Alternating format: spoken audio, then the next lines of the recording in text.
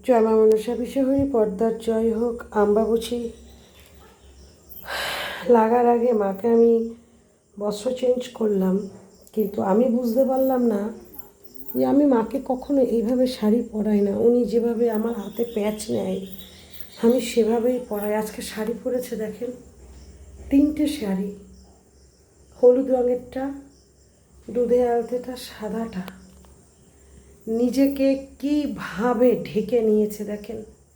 আমি ওকে এভাবে শাড়ি পরাই না, আমি এক পিস শাড়ি পরাবো, মাথায় ওড়না দেবো, হালকা পাতলা থাকে, কিন্তু আজকে কেন এইভাবে ও শাড়ি পরলো আমি জানি না। আমার হাত প্যাচ যেমন উঠেছে, মনে যেমন চেয়েছে, আমি সেইভাবেই ওনাকে আর কি পরিয়েছি। তাই সবাই মিলে একবার বলেন, জয় মা মনসা বিশ্বহরি পদ্মার জয় হোক, জয় বগলা মায়ের জয় হোক। হাঁপিয়ে গেছি, শরীরে মানে বমি আসছে, মাথা ঘোরাচ্ছে, কারণ ভর আসার আগে এই সিমটমগুলো হয়। এই মুহূর্তে মন্দির থেকে না বেরিয়ে গেলে হয়তো ঠাস হয়ে পড়ে যাব।